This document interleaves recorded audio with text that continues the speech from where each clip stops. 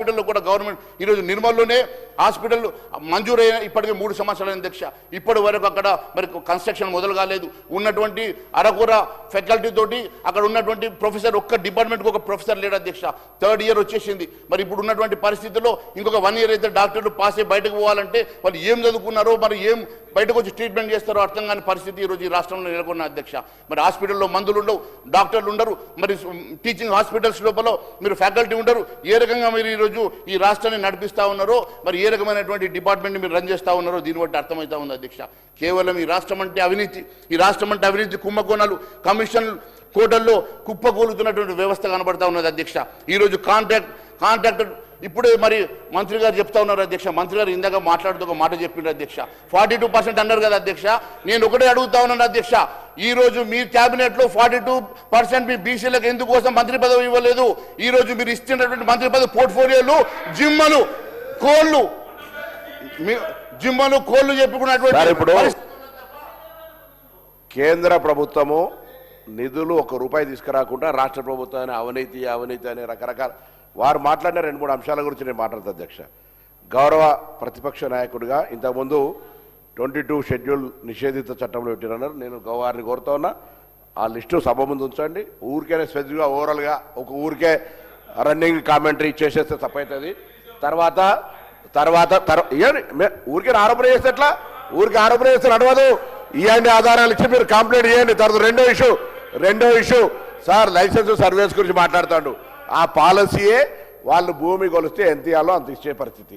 అవి తెలిసి కూడా అట్లా మాట్లాడు. దాని తర్వాత ఇలా వారు మాట్లాడుతున్నటువంటి అంశాలన్నీ మళ్ళీ కూడా కోరుతున్నారు. దయచేసి మీరు మీ స్పీచ్ని కంటిన్యూ చేయండి. మీరు ఏం విమర్శ చేసుకున్నారో చేయండి. వాటన్నిటికీ మీకు ఈ సభ వచ్చి మీరు బీజేపీ పక్ష నాయకుడు మీకు ఎలిజిబిలిటీ ఉంది. కానీ తెలంగాణ యావత్ ప్రజలు మిమ్మల్ని అడుగుతూ ఉన్నారు.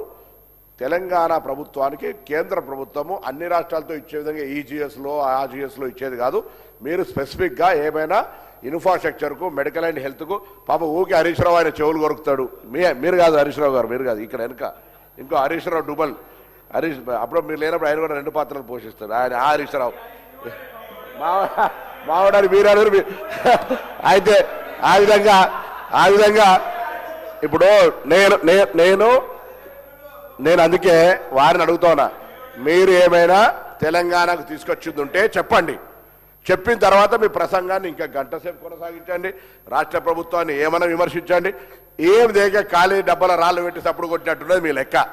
ఏమి ఇవ్వకుండా రాళ్ళు ఖాళీ డబ్బాలు వేసి కొడితే సప్పుడు ఎట్లా వస్తుందో అట్లుంది. కొంత నిధులు తీసుకొచ్చి ఈ రాష్ట్ర ప్రజల సంక్షేమానికి ఉపయోగించి దమ్ముతోటి 56 ఇంచుల ప్రధానమంత్రి ఛాతిని ఇట్లా ఒక్కసారి ఎక్స్పోజ్ చేసి జయ శ్రీరామ్ అని కూడా మాట్లాడు. అదేం లేదు.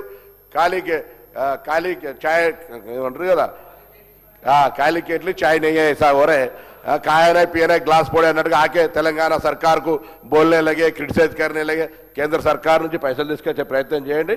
మేము వెంబడొస్తాం. మీరు దయచేసి ఆ ప్రయత్నం చేయమని కోరుతా ఉన్నాం అధ్యక్ష. అనేక సార్లు దీని మీద చర్చకు కూడా మేము సిద్ధమని చెప్పాము. అనేక సార్లు చర్చ ఇప్పుడైనా కూడా మేము చర్చ పెట్టండి. ఈ 10-12 సంవత్సరాల్లో ఈ రాష్ట్రానికి దాదాపు 13 లక్షల కోట్ల రూపాయలు మేము ఖర్చు పెట్టినట్టుగా మేము ఆధారాలతో సహా అనేక సార్లు చెప్పాము. ఇప్పుడు కూడా చెప్పడానికి సిద్ధంగా ఉన్నాం.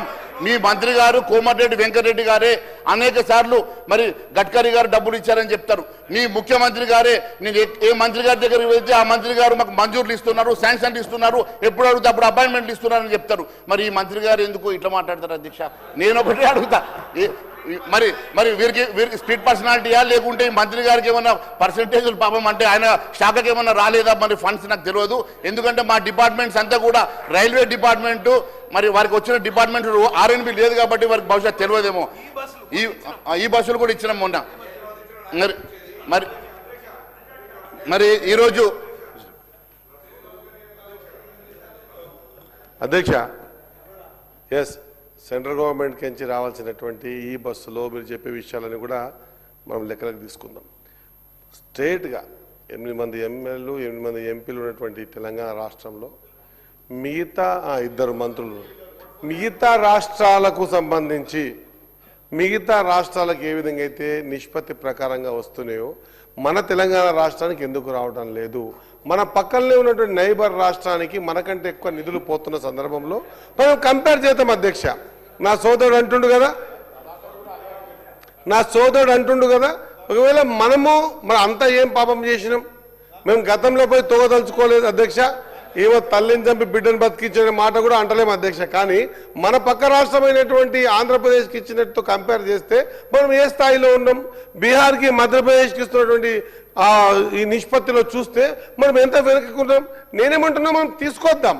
తెలంగాణ రాష్ట్రానికి ఈరోజు నిధులు అవసరం ఉన్నాయి, ఖచ్చితంగా సెంట్రల్ గవర్నమెంట్ ఇవ్వాల్సిన అవసరం ఉంది. దాని మీద ప్రెషర్ బిల్డప్ చేయడానికి మీరు ఏ కార్యక్రమం తీసుకున్నా కూడా పూర్తి స్థాయిలో ప్రభుత్వం మీ ఎంబడి రావడానికి కూడా సిద్ధంగా ఉంది అని తెలియజేస్తా ఉన్నా అధ్యక్ష. మంత్రి గారు, అధ్యక్ష, బహుశా మంత్రి గారికి మరి తెలిసినట్లు లేదు అధ్యక్ష. మొన్ననే మరి ఇంట్రెస్ట్ పర్సంటేజ్ కూడా తగ్గించి ఈ రాష్ట్రానికి అనేక వేల కోట్ల రూపాయలు సేవ్ చేసినట్టు ముఖ్యమంత్రి గారు చెప్పారు అధ్యక్ష. మరి చేసినేమో బాధ్యత అంటారు అధ్యక్ష. మీరు వాళ్ళు 11% వడ్డీలోకి తీసుకొస్తే దాన్ని 4%, 7% తీసుకొచ్చి వడ్డీలు తగ్గించి ఈరోజు మీకు రెవెన్యూ ఇచ్చే ఎఫ్ఆర్బిఎం దాటి మీరు లోన్లు తీసుకొస్తే ఇప్పించినాం అధ్యక్ష. ఆఫ్ బారోయింగ్ తీసుకొస్తే ఇప్పించినాం అధ్యక్ష. మీకు ఆర్ఎండ్బిలో డబ్బులు కావాలంటే ఇప్పించినాం అధ్యక్ష. రైల్వే కావాలంటే ఇప్పించినాం అధ్యక్ష. మీకు ఏది కావాలంటే అది ఇచ్చిన తర్వాత కూడా ఈరోజు మీకు చేతగాక మీరు చేయలేక ఈరోజు మరి నేను మంత్రి గారిని అడుగుతా ఉన్నాను. మంత్రి గారు, మీరు బీసీ వెల్ఫేర్ మినిస్టర్గా ఈరోజు ఒక బీసీ మంత్రిగా మీకున్న పోర్ట్ఫోలియో ఏంది అధ్యక్ష? జిమ్మలు, కోళ్ల పెంపకాలు. మీరు మంచి పోర్ట్ఫోలియో అడగొచ్చు కదా అధ్యక్ష. ఇది ఏం అధ్యక్ష?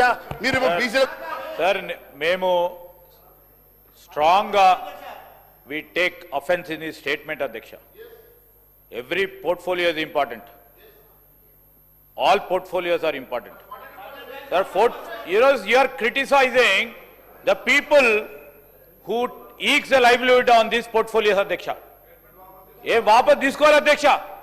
ఒక బీసీ మంత్రి గారిని పట్టుకొని దానిపై ఆధారపడి ఉన్న లక్షలాది మంది జనానికి సంక్షేమానికి ఆలోచన చేస్తా ఉన్న మంత్రి గారిపై ఆధారపడిన ప్రజలందరినీ కూడా ఇదంతా కూడా ఆ విధంగా మాట్లాడటం అధ్యక్ష.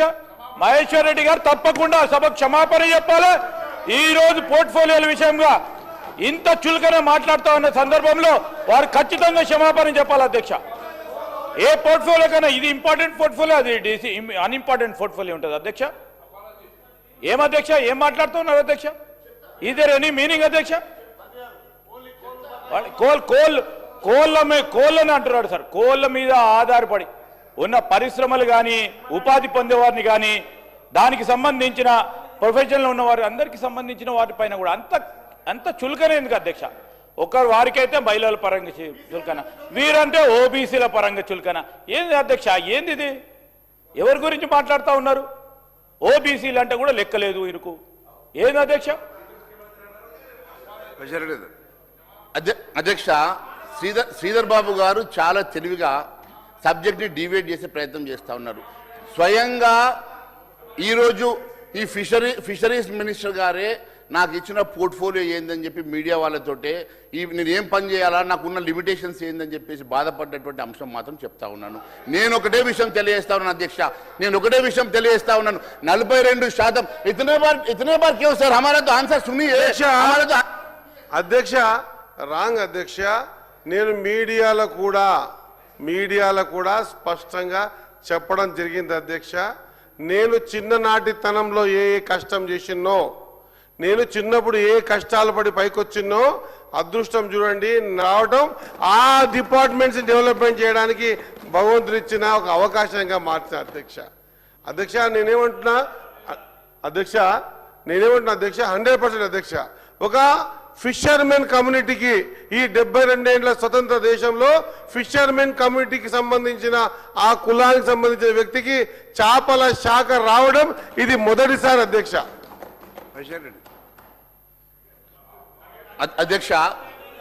అధ్యక్ష మేం ఎందుకంటే పొన్నం ప్రభాకర్ గారు వారు మాట్లాడినందుకు నేను 42% మంది బీసీలకు ఎందుకు మీరు మినిస్ట్రీ ఇవ్వలేదు అంటూనే అడిషనల్ పోర్ట్ఫోలియో ఇవ్వచ్చు అధ్యక్ష. వారికి ఇవ్వడం సంతోషము.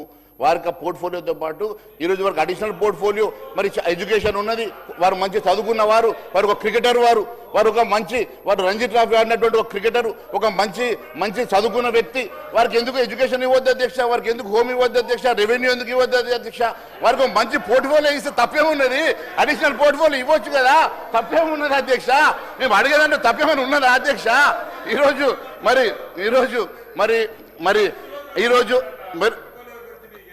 కమిషన్ల కోటాలో ఈరోజు ఈ రాష్ట్రంలో కమిషన్ సార్ నేను కోరుతా ఉన్నాను అధ్యక్ష, చాలా సూచనలు ఇచ్చారు. మేము అడుగుతా ఉన్నాం, మా ప్రాంతానికి సంబంధించిన పార్లమెంట్ సభ్యులు ఈరోజు కేంద్ర ప్రభుత్వ కేబినెట్ లో ఉన్నారు. సంజయ్ గారు ఏం శాఖ ఇచ్చారు అధ్యక్ష? ఇచ్చారు, అది కూడా home ministry of state. Cabinet మంత్రి ఎందుకు ఇవ్వలేదు? లేకుంటే హోం మంత్రి నేరుగా ఎందుకు ఇవ్వలేదు? మేము అడుగుతలేము అధ్యక్ష. It's the prerogative of the prime minister. ఆ విధమైన పోర్ట్ఫోలియో ద్వారా వారు ఏదో సాధించొచ్చని వారిపైన నమ్మకంతో ఇచ్చారు. మరి మీరు ఒక పక్షాన ఎవరికి ఇచ్చారు అధ్యక్ష కేబినెట్ మినిస్టర్ హోదా? ఇక్కడ ఉన్న బలహీన వర్గానికి సంబంధించిన మీ పార్లమెంట్ సభ్యుడికి, మా కరీంనగర్ పార్లమెంట్ సభ్యుడికి మీరేమిచ్చారని అడుగుతా ఉన్నాము మహేశ్వర్ రెడ్డి గారిని. ఈరోజు ఈ భారతదేశంలో గత చరిత్రలో ఎన్నడూ లేనని విధాన్ని ఈరోజు హైయెస్ట్ నంబర్ ఆఫ్ బీసీలకు మంత్రి పదవి ఇచ్చి హైయెస్ట్ క్యాబినెట్ మినిస్టర్స్ ఇచ్చినటువంటి ఏకైక ప్రభుత్వం భారతీయ జనతా పార్టీ ప్రభుత్వం అధ్యక్ష. ఈరోజు ఈ రాష్ట్రంలో అవినీతి కుంభకోణాల గురించి మాట్లాడగానే 3 మంత్రులు లేచారు అధ్యక్ష. ఈరోజు అవినీతి మీద మాట్లాడుతున్న సందర్భంగా వారు జీర్ణించుకోలేక ఒక్కరు గారు, ఇద్దరు గారు, ముగ్గురు మంత్రులు అడ్డుకునే ప్రయత్నం చేస్తూ ఉన్నారు. ఎందుకంటే అవినీతి కుంభకోణాల మీద వీరికి మాట్లాడడానికి ఇంట్రెస్ట్గా లేదు కాబట్టి ఈరోజు నన్ను ఆపే ప్రయత్నం చేస్తూ ఉన్నారు అధ్యక్ష. ఈరోజు ఏ పరిస్థితి ఉంది రాష్ట్రంలో అంటే అధ్యక్ష, ఏ కాంట్రాక్టర్లు అయితే ఈరోజు గుళ్ళు బళ్ళు కట్టారు, ఏ కాంట్రాక్టర్ అయితే రోడ్లు వేశారో ఆ కాంట్రాక్టర్ల బిల్లుల కోసం ఈరోజు ఉప ముఖ్యమంత్రి ఛాంబర్ ముందు కూర్చొని బైఠాయించి ధర్నా చేసే దుస్థితి రాష్ట్ర ప్రభుత్వంలో ఉన్నదంటే గతంలో ఏ రోజు లేని విధంగా ఈ రాష్ట్ర ప్రభుత్వం ఉన్నది అధ్యక్ష. ఇది వాస్తవం కాదని అడుగుతా ఉన్నాను అధ్యక్ష. ఈరోజు ఒక విషయం చూస్తే అధ్యక్ష, ఈరోజు మంత్రుల మధ్య మంటలు, నేను దాని గురించి లోతులకు వెళ్ళను అధ్యక్ష. ఎందుకంటే అది అందరికీ తెలుసు అధ్యక్ష. ఒక మంత్రి గారి కూతురే ఈరోజు ఒక ముఖ్యమంత్రి గారి మీద మాట్లాడిందనో లేకుంటే మంత్రుల మధ్య కొట్లాడనో దాని గురించి నేను మాట్లాడను అధ్యక్ష. ఎందుకంటే అది అందరికీ తెలిసిన అంశం కాబట్టి నేను ఆ విషయాలలో మాట్లాడిన అధ్యక్ష. ఈరోజు ఒక మంత్రి గారి పిఎన్ బంధుకు ముందర పెట్టుకొని గన్ను ముందర పెట్టుకొని మాట్లాడినటువంటి దుస్థితి రాష్ట్రంలో ఏర్పడ్డదంటే ఇంతకన్నా దుస్థితి ఏమున్నదని చెప్పి నేను అడుగుతా ఉన్నాను అధ్యక్ష. ఈరోజు నిజాయితీకి తావులేదు అధ్యక్ష. ఈరోజు పరిస్థితి, ఈరోజు ఈ రాష్ట్రంలో ఒక ప్రిన్సిపల్ సెక్రటరీ రిజ్వీ లాంటి వ్యక్తి, ఒక సీనియర్ ఆఫీసర్ ఈరోజు తట్టుకోలేక రాజీనామా చేశారంటే ఈరోజు ఈ రాష్ట్ర పరిస్థితి. అధ్యక్ష, ఇవాళ బీసీల గురించి చెప్తున్న ఆయన, రాష్ట్రంలో ఒక బీసీ అధ్యక్షుడు ఉంటే తీసేసి అప్పర్ క్యాస్ట్ ఇచ్చిన ఆయన కనీసం ప్రతిపక్ష వాళ్ళు కూడా బీసీకి బీసీల గురించి మాట్లాడుతున్నారు. ఇవాళ మా బీసీ బిడ్డ ఒక మంత్రి అయితే శాఖను మంత్రి తక్కువ చేస్తున్నాడు అంటే గొర్రెలు బర్రెలు అంటే అంత చులకనా? ఒక కేంద్రంలో ఉన్నటువంటి 8 మంది ఎంపీలు రాష్ట్రం నుంచి మేము కడుతున్నటువంటి పన్నులు కనీసం రాష్ట్రానికి ఇవ్వకుండా వాళ్ళకు సంబంధించిన రాష్ట్రాలకు పెద్దపీట వేసి తెలంగాణకు మొండి చేతి చూపించి ఇవాళ మా గురించి మాట్లాడుతున్నటువంటి ఆయన నాయకుడు ఒక బీసీ మంత్రి గురించి కూడా ఆయన మాట్లాడింది వాపసు తీసుకోవాలి. రాష్ట్ర అధ్యక్షుడు ఒక బీసీ బిడ్డ ఉంటే ఓర్వలేక ఎలక్షన్లప్పుడు బీజేపీ బీఆర్ఎస్ పొత్తు కోసం ఇలా ఒక బీసీ బిడ్డను తొలగించినటువంటి మీ పార్టీ మా కాంగ్రెస్ పార్టీ గురించి మాట్లాడే నైతిక విలువలేదు. ఇలా మా ముఖ్యమంత్రి రెడ్డి బిడ్డ ఉన్న బీసీల కోసం 42% ఇలా ఉద్యోగ ఉపాధి రాజకీయాల్లో అవకాశం ఇచ్చిండు. మొన్న సర్పంచ్ ఎలక్షన్లో, మొన్న మున్సిపల్ ఎలక్షన్లో జనరల్ స్థానంలో కూడా బీసీలకు పెద్దపీట వచ్చింది కాంగ్రెస్ పార్టీ. ఇలా మా రాహుల్ గాంధీ ఆలోచన మా ముఖ్యమంత్రి ఇలా తెలంగాణ భారతదేశానికి కూడా మొదలైంది. ఇలా మీ మోడీ గారు మన రాష్ట్రాన్ని ఆదర్శంగా తీసుకొని ఇలా జలగణలో కులగన పెట్టిండు. ఇది ఆదర్శం కాదా భారతదేశం తెలంగాణ? మా ముఖ్యమంత్రి ఇలా భారతదేశానికి ఆదర్శంగా 1931లో కులగణన అయితే మొన్న మా రాష్ట్రంలో కులగణను ఇలా మీ మోడీ ఆదర్శంగా తీసుకుంటూ దీన్ని మీరు పరిగణన తీసుకోవాలి. ఇలా మా ప్రతిపక్ష నాయకుడు మాట్లాడిన మాటలను ఒక బీసీ మంత్రి మీద మాట్లాడిన వాపసు తీసుకోవాలని చెప్పి నీకు సభ ముందు డిమాండ్ చేస్తున్నాను అధ్యక్ష. ఈరోజు అధ్యక్ష సబ్జెక్ట్ మాట్లాడుతుంటే మీరే డిబేట్ చేస్తున్నారు. 4 సార్లు 5 సార్లు లేస్తున్నారు. ఈరోజు అధ్యక్ష బీసీ అంశాన్ని పొన్నం ప్రభాకర్ గారు లేవనెత్తారు. నేను మరి వారి మంచి పోర్ట్ఫోలియోలు వారు చదువుకున్న వాళ్ళకు మంచి పోర్ట్ఫోలియో ఇవ్వడం తప్పేముంది, మంచి పోర్ట్ఫోలియో ఎందుకు ఇస్తలేరు అన్నాను, అది మాట్లాడాము. దాన్ని పక్కన పెడితే ఈరోజు నేను కుంభకోణాల మీద అవినీతి మీద మాట్లాడితే ఇంతమంది లేచి మీద పడితే ఎట్లా అధ్యక్ష? వీరికి కుంభకోణాల మీద అవినీతి మీద మాట్లాడాలంటే వారు తట్టుకోలేకపోతుండ్రు అధ్యక్ష. ఈరోజు నేను ఒకటి అడుగుతా ఉన్నాను, ఈరోజు ఎందుకోసం మరి దాని మీద ఆన్సర్ చేయండి. నేను చెప్పిన దాంట్లో ఒక ప్రిన్సిపల్ సెక్రటరీ రిజ్వీ లాంటి సీనియర్ ఆఫీసర్ ఎందుకోసం రాజీనామా చేయాల్సి వచ్చింది అధ్యక్ష? మీ పద్ధతి చూసి తట్టుకోలేక రాజీనామా చేస్తే దాని గురించి ఎందుకు మీరు మాట్లాడతలేరు అధ్యక్ష? ఈరోజు ఒక హానెస్ట్ ఆఫీసర్, ఒక సిన్సియర్ ఆఫీసర్ కూడా ఈ రాష్ట్రంలో నిజాయితీగా పనిచేసేటువంటి పరిస్థితి లేదంటే ఇంతకన్నా దౌర్భాగ్యం ఈ రాష్ట్రంలో ఇంకొకటి ఉన్నదని మాత్రమే నేను అంటున్నాను అధ్యక్ష. ఈరోజు చట్టసభల్లో అధ్యక్ష అప్పర్ హౌస్ లోవర్ హౌస్ ఉంటుంది, కానీ తెలంగాణలో ఇంకోటి కూడా ఉంది అధ్యక్ష, కరప్షన్ హౌస్ అధ్యక్ష. ఈరోజు 3 హౌజులు అయిపోయినాయి అధ్యక్ష. ఇక్కడ ఈ కరప్షన్ హౌస్ని దాటుకుంటేనే ఎక్కడికైనా వెళ్ళే పరిస్థితి ఉన్నది అధ్యక్ష. ఈరోజు నేను చెప్పేటువంటి పరిస్థితి ఒకసారి ఆలోచన చేయండి అధ్యక్ష.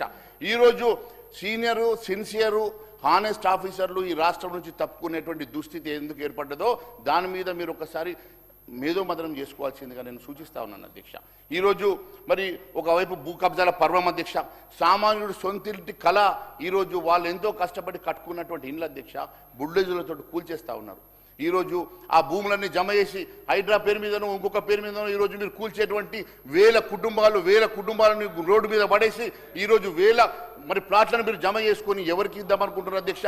ఎవరి ఖాతాలో ఇద్దామనుకుంటారు అధ్యక్ష? ఎవరికి రాసిద్దామనుకుంటున్నారు అధ్యక్ష? ఆ భూములన్నీ జమ చేసి ఎవరి కోసం జమ చేయాలనుకుంటున్నారు అధ్యక్ష? ఈరోజు కొన్ని వేల మంది ఈరోజు ఎంతో కష్టపడి కట్టుకున్నటువంటి ఇండ్లు ఈరోజు సామాన్యుల ఇండ్లు కూలగొట్టేసి ఆ భూములన్నీ జమ చేసి ఎవరికి పట్టాలు చేసి ఇద్దామని చెప్పి ఆలోచిస్తా ఉన్నారు. ఒక్కసారి సమాధానం చెప్పమని అడుగుతా ఉన్నాం అధ్యక్ష. వారి అర్థనాదాలు నిలబడతలేవు అధ్యక్ష, వారి ఏడుపు నిలబడతలేవు అధ్యక్ష. ఈ రకంగా ఈరోజు ఒక కష్టపడి ఇల్లు కట్టుకుంటే ఇదే ప్రభుత్వం పర్మిషన్ ఇస్తుంది, ఇదే ప్రభుత్వం వాళ్ళ దగ్గర హౌస్ ట్యాక్స్ తీసుకుంటుంది, ఇదే ప్రభుత్వం కరెంటు బిల్ తీసుకుంటుంది, అదే ప్రభుత్వం